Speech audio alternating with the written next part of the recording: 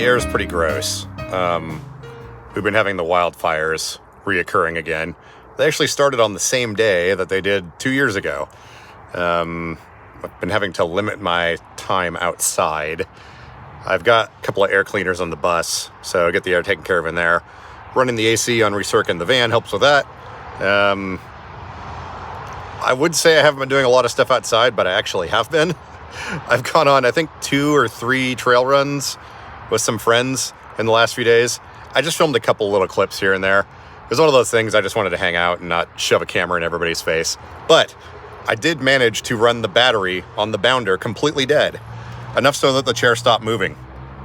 Now, the Bounder has the 100 amp hour lithium iron phosphate battery in it. I'll talk more about that later, but I found out it is possible to run that battery low enough that the chair stops moving. I always assumed that the BMS in the battery would cut off long before the chair stopped moving, but it turns out that's not the case. And that's actually a good thing, because if the BMS cuts off, a lot of times you can't get the thing to charge again very easily. So anyways, that'll be later on. First off, we're going to install a transmission cooler in the new blue van. It's got a factory one, but I figure more cooling is more better. And the air didn't look like this when I did that. I think it was actually about a week ago. So we're gonna take a look at that, and then went to some Goodwills. I found one of those piano keyboard things, a slightly better one. I know I had that toy one in a couple of streams ago, but it turns out you can only press one key at a time on that, and I wanted a slightly better one. I don't feel like I'm wasting a talent necessarily, but like, I want to play piano more, even though my hands are dumb, or at least try to. So anyways, transmission cooler, running the battery in the Bounder dead, keyboard, and then I think there's a few clips from trail runs. Anyways, another random video. About 30 minutes long. I guess that seems to be the normal video length. But anyhow, here's some stuff. Hopefully you enjoy. Okay, we are mid-transmission cooler installation. I got this thing. It's one of these tank-style aluminum things, and it is going into the van here. Turns out I did not have to remove the bumper cover, but this guy here is basically going to go right here, like this. Now, obviously those fins are facing the wrong direction, but that's fine. We're gonna get a lot of airflow over this. And there's still plenty of airflow coming in from down below and up above. So this shouldn't be affecting our engine cooling or AC condenser or anything like that. We're just test fitting all of the fittings and stuff right now. And we're about ready to hit the point of no return where we cut open the transmission cooler lines, and I won't be able to drive anywhere to get parts. So, wish me luck.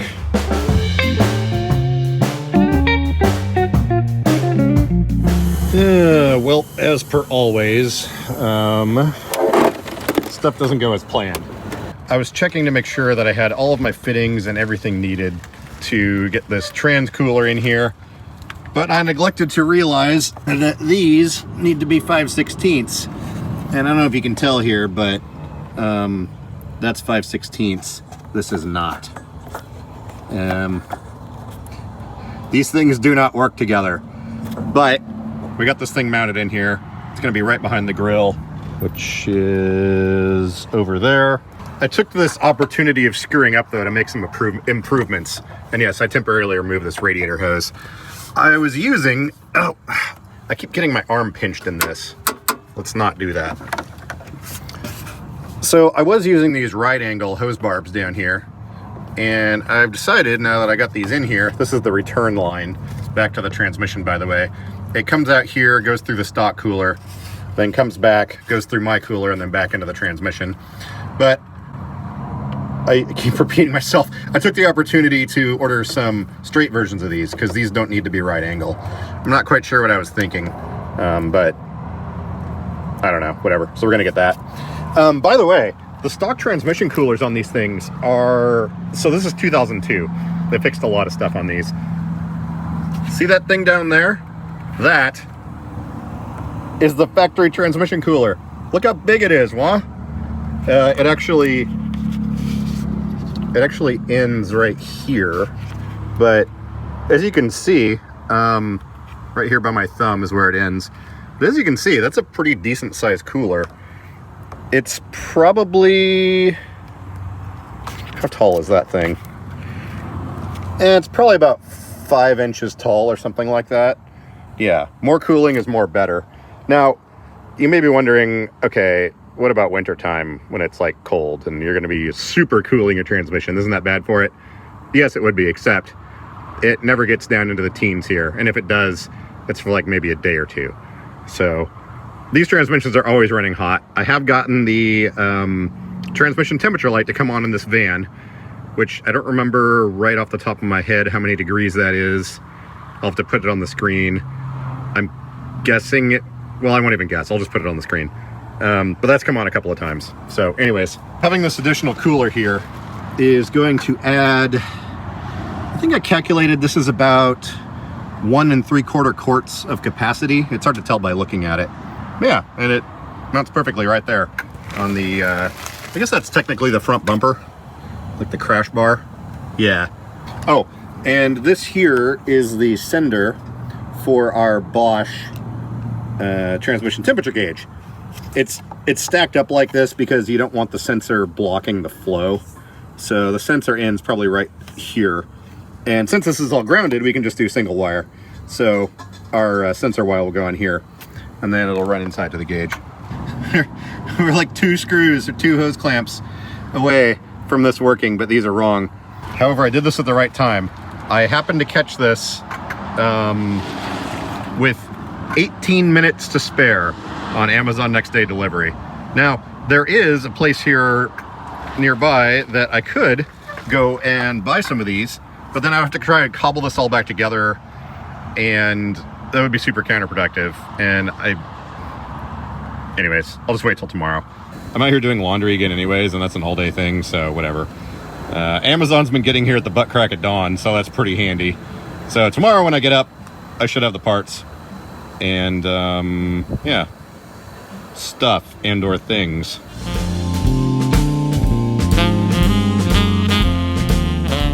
Okay, got the new fittings on here, and we ran the straight adapters. I wound up going 3/8 to 5/16. Those hoses are not actually 5/16, or I mean not actually 3/8, but it fits better. So anyways, time for a leak check. Let's see if this remote start will work today. I wound up erasing the start program that this thing has, so it doesn't always start on the first try. Or at all. Maybe the batteries went dead in this thing. All right, I'm gonna stick a new battery in this remote because it takes way too long to get into the van, start it up, get back out, check for leaks, and then if there are leaks, to go all the way back in and shut the thing down. So I'm gonna replace this battery real quick. As I recall, I think this thing plays music when you put in a battery. I don't know if YouTube's gonna copyright strike a remote that does that, but anyways.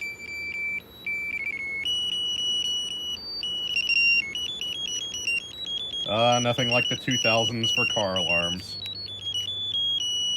All right, we're connected. Let's get back out there. All right, and for those wondering, yes, when I start this up, it's gonna make the transmission low. I did not pre-fill this thing. It is hooked on the return side though. So the path at the moment is transmission, factory cooler, back to there, and then through this cooler, and then back to the transmission. So any air that gets pushed out of this is basically dumping into the pan.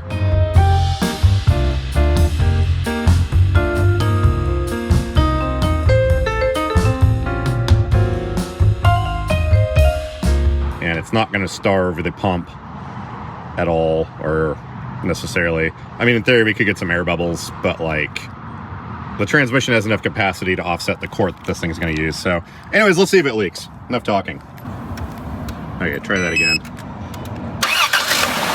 There we go.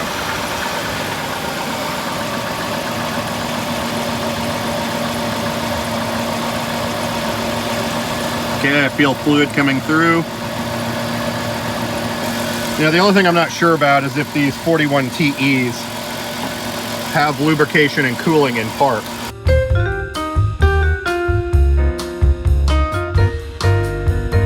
The older versions of these did not. I don't see any leaking down there. I'm gonna run inside and cycle it through the gears real quick. Okay, it took a couple cycles through the gears for it to actually get all the air and everything out. I've got it in neutral right now. Yeah, I can feel a little bit of pulsing going through these lines. I still need to hook up our temperature gauge. I haven't done that yet. Oh, actually, that's right. I need to top up the coolant as well because I pulled the upper radiator hose to get access to everything. So I'm going to let this get up to operating temperature. I'm going to top off the coolant, and then I'll be back in a few minutes. Okay, preliminary leak check has been done. We've got the thing up to temperature. You can feel a little bit of heat in this thing, but we've got our lines run over here, and there's a little module here that needs cooling, and the lines are kind of close to that, so I added some protection on those lines there. We've got our temperature gauge here, and again, this is ridiculously tall to keep this probe from obstructing the flow through this fitting. So I think that's good. We're using the fuel line style hose clamps. These things have a much more even squeeze, I guess, around the tubing. The original transmission cooler lines kind of run, well, actually from right there down, but I found there was a little hole right here, and I was able to get these things tied up to the edge of the radiator so it's not hitting any of this metal. And then down here, can't really see anything, but there's one of our fittings right there. And the other one's down there somewhere. Focus. There we go. Got the other one down there. And those are tied up and out of the way of the exhaust and everything. So yeah, I think we are good. I'm gonna go ahead and get the grill put back in this thing. It actually goes in from the inside. I thought at first I was gonna have to remove this entire bumper cover, but it turns out that this grill pulls out through the inside and you can slide it out of there, so that helped out quite a bit. And there should be just enough room to get this back in because it slides over these clips, and then there's these things here that hold it in place. I can only take those off so many times. Then I need to run this wire to the inside, but that's a problem for later me. So anyways, yeah, back together we go. I'm shocked and almost appalled at how I was able to get this back together. I knew it was going to be tight. I don't know if you can see here, these little clips, they've got maybe ½ an inch of clearance in there. And then this whole top part holds on the screws. This slides in underneath it. And yeah, we just got to get that headlight put back in now. Maybe I should have painted that black. I feel like I'm joining the Hero Club here with aluminum visible through the grille on my van. That's it's a little bit JDM looking. I mean, we are talking a Chrysler product here, but still. Anyways, I'm gonna wash my, oh, another transmission leak there. I'm gonna wash my hands, get some coffee, and then finish this up. Then we'll go for a test drive.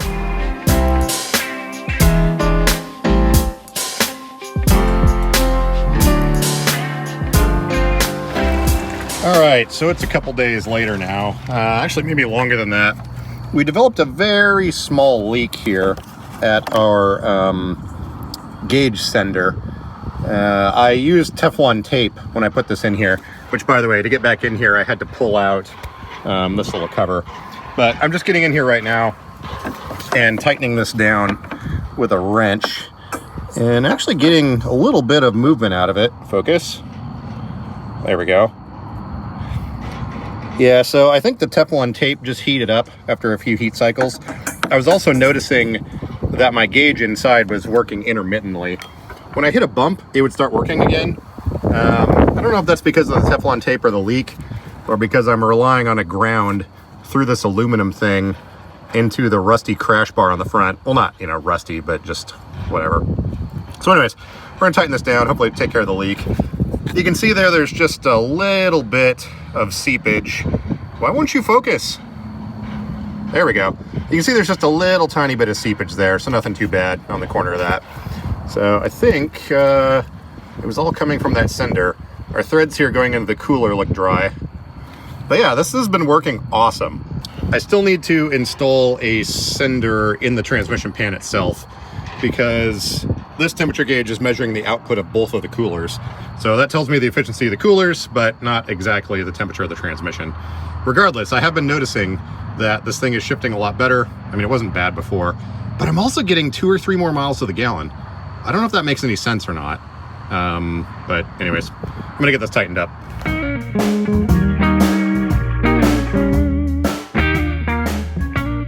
I've decided I'm going to put my face in between every segment of this video because I realized while editing this that all the clips are basically looking down and really close to stuff. So I'll give you another glimpse of this glorious smoky awesomeness here. But now we are going to, trying to remember.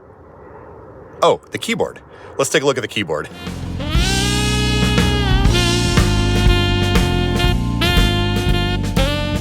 Well, Goodwill got me again. Actually, I specifically went to a couple of Goodwills to find one of these keyboards. So this is actually a really nice Yamaha like piano keyboard thing. It has multi-key touch, semi-weighted keys, but it's got MIDI in and out, so it can be connected to the computer.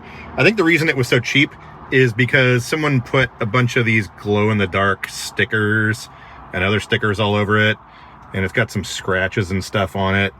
But I don't really care about any of that as long as it works. I plugged it in.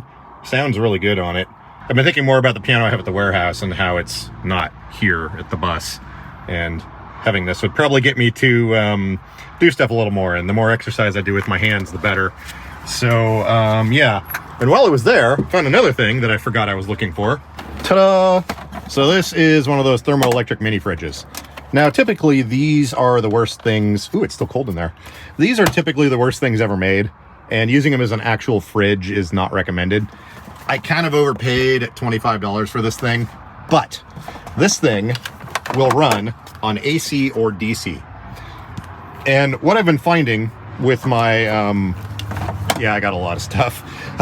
What I've been finding with my mini fridge in the bus is when I put cold beverages in there, or try to put cans of soda or, you know, LaCroix or bubbly or whatever, it uses up a ton of space that I need in the fridge for actual food. And you can put those, I mean, they don't have to be refrigerated, right? So this thing, I'm going to run it directly off of the DC system that I have in the bus, and this can go somewhere else. And this is going to free up, like, let's see, probably 1, 2, 3, 4, I don't know. This will free up a lot of space in that other fridge. I can pull this stuff off of here, and it's got a shelf, so I can load this full of cans of beverages. Yeah, so these things do tend to pull some amount of power. It's probably going to be like 5 or 6 amps, maybe. I don't know if it says on here. 3.4 amps, 40 watts. So that's not too bad. Our solar panels can absorb that very easily.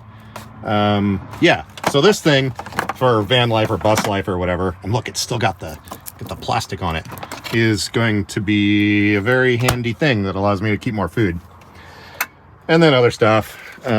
This thing was half price, so whatever half of $7 is. This is a random fan. Turns out it's got batteries in it, so you can make wind noise whenever you need it. And it's got a little clippy thing on it. So yeah, fan. And once again, sometimes you find stuff at Goodwill. We've got one of these Bamboo Create tablets here, and they even had the freaking mouse that goes with it. I believe this wirelessly charges on here or something. There's no stylus, but this is going to be super handy for some of the streams and other videos, and well, actually some of the non-YouTube job type stuff that I do. So I have to get a stylus for this, but it came with a little cable and stuff. And then random Radio Shack long-range receiver. Anyways, super happy about this though. I kind of forgot I was looking for one of these, and barring any fingerprints, this is gonna be great. All right, let's load all this filth into the bus.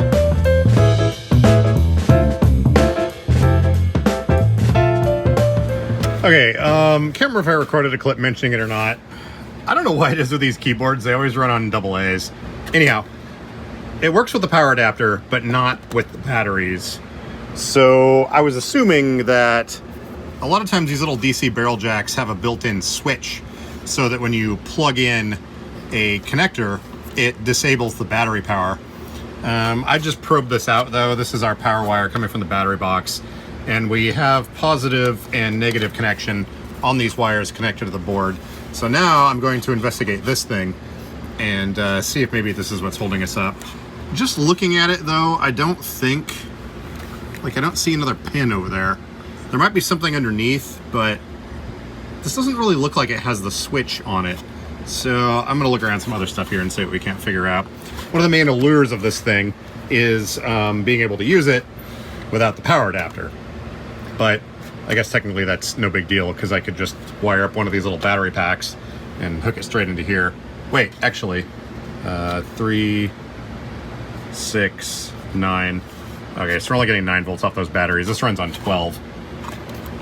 Which means we probably have a power converter.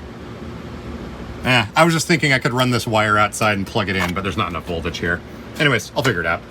All right, we just pulled this board out of here. This is our DC barrel jack right here. And as you can see, there's 3 connectors. And if we follow the traces on this pin, they go over here to the connector for the batteries. Yeah, so anyways, this thing's screwed up. I'm gonna have to dig in there and figure out what's going on. Usually though, the little contact on the bottom will press against something and close it. I'm gonna meter it out and see what we can figure out. Worst case scenario, I could just bypass this because I'm gonna run this thing on batteries most of the time. Well, to explain this, when you plug in the barrel jack, you get power through these 2 pins. And when you unplug it, it's basically supposed to short 2 of these pins together and the power passes through. But the little spring in there, it's really hard to see. But anyways, there's a little mechanical switch in there, basically. That's just a bent piece of metal that's supposed to do something. But anyways, I'm gonna figure it out. I'll be back. I was right. So if you look down in here, it's a little hard to show because I'm holding the flashlight with one hand and the camera with the other. But you can see the pin, then you can see that big flat metal plate, then you can see a gap of air to the metal underneath it. And that's our problem. That gap is not supposed to be there. So what happened was someone probably put the wrong size power adapter in here, or maybe while it was sitting at Goodwill, they jammed the wrong power adapter in there and bent that little tab. And I noticed when I plugged the power adapter in, it's all loosey-goosey in here. So yeah, that is in fact our problem. So I think at this point what I need to do, I could desolder that, but these type of boards are really finicky with desoldering stuff, and I don't want to ruin these traces because this thing is also kind of old. So I think what I might do is just install a switch that pops out the back of this thing that I can flip when I'm running it on batteries. That might be the easiest way to deal with it, because I'm sure at some point I'll want to run it on the power adapter. But yeah, anyways, I will let you know what I decide to do. We have taken another approach to this. I drilled a small hole in the side of this, and I'm using another drill bit to bend that little tab back into place. I don't know if it's gonna work, but yeah, it's definitely something. And survey says we're installing a switch. Easiest way to do it. I tried drilling a hole and bending that, but then I realized you can't make it make contact. I tried using some deoxit, whatever. All I need to do is solder these 2 wires onto these 2 pins. Then I will label the back of this so that it will say batteries, AC adapter. And the trick is, you better make sure that switch is flipped before you plug in an AC adapter. I don't know what kind of protection's on here, but it would make sense that they didn't put any protection for the battery circuit being connected directly across the AC adapter. Best case scenario, it would just try and charge the batteries for a couple seconds. Worst case scenario, it would blow up some stuff on this board. I'm far too lazy to try and reverse engineer this. There is a link going from here to here. I think they're using the batteries for backup memory and then the AC power to run it. So, I don't know, whatever. We're gonna hook it up in the way that's closest to its stock functioning, but got the switch on there, plenty of room for it. So yeah, something. We playing the, what's that one song? Why can't I think of the name? The Hokey Pokey. We'll be playing the Hokey Pokey soon enough here. The moment of truth has come. Let's see if our switch does what it's supposed to. I've got a couple of wires going down here to the proper part on the board. So let's go ahead and hook up our batteries. Actually, I'm not sure which position is on or off on that switch. Actually here, we can find out. There's a little tab on what is off. So let's check that here. Okay, so tab is on the off side. Okay, so let's go ahead and plug in our battery pack here. We got everything else hooked up? No, we don't. Yeah, they used a lot of interesting connectors on this thing. Okay, let's make sure our latch is in the upward position here. Make sure those are all in their appropriate spots. There we go. Then we can push that down. All right, that thing's in there. I think that's the only one I unhooked. Okay, cool. Powered up. And now, those batteries don't fall out. In theory, if we push this button, nothing will happen. But if we flip this switch, now we push the button. Hey, it's alive. And if we turn it back off, it should kill it. Yep. Cool, it works. Sweet. Now, just need to put a label on there. AC battery. That barrel jack is pretty crunchy. I'm probably not going to use it, but anyhow. So, yeah. We get the rest of the screws put back in here, and we'll have a thing. This is going to be my OT therapy for a while. I can't give this up.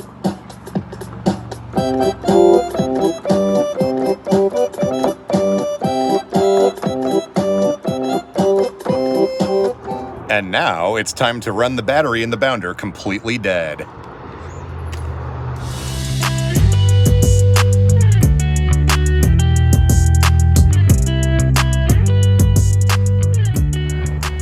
Dogs running at large are prohibited.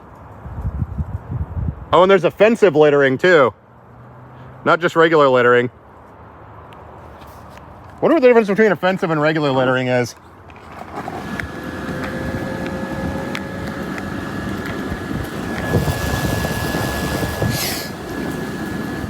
Is there a bypass? No, there's a fence. Oh wait, no, there's a bypass. All right. I was gonna say, this looks like it's stretched across in a way that we can't just go around it. And there's a random Dodge Charger parked up there in the grass. Okay, detour ahead. So, weird. That is a hell of a detour.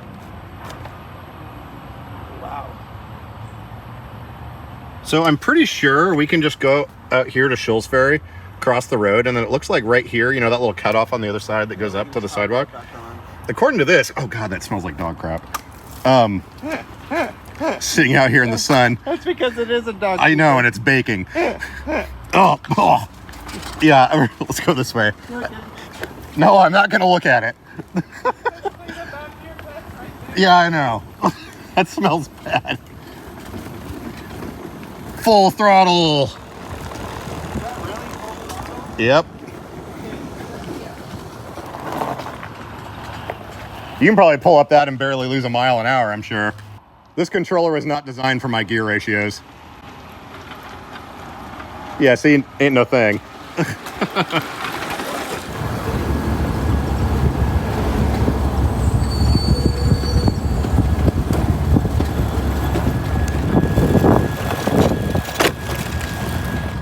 It's some sort of really weird, like, art installation or something. My chair's throwing airs. Yeah, really weird. Okay, so we're in the bounder here waiting for the commuter rail. And I'm having something strange happen. I'm getting low voltage airs, which... of course, it's not doing it now. Yeah, there we go. Normally shouldn't be possible, because with the lithium batteries in here, even when they're dead, they're still higher voltage than the lead acid equivalent, but this thing's showing 23 volts. So maybe I just haven't charged this thing in 3 months, which could entirely be possible. And yes, that is a table of severed heads.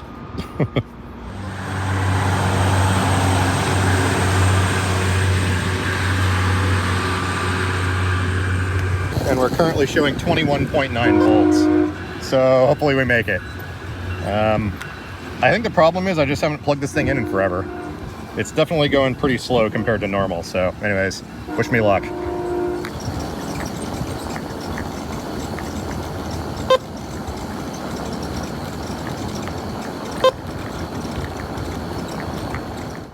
Okay, well, I'm literally 20 feet from a charger right now. And I think our BMS... Oh, it's moving. Sweet. Barely. Come on, chair. You can do it. Oh, come on. I'm pulling myself through the door. All right, there we go. We're moving. Oh, I sat there for a few minutes.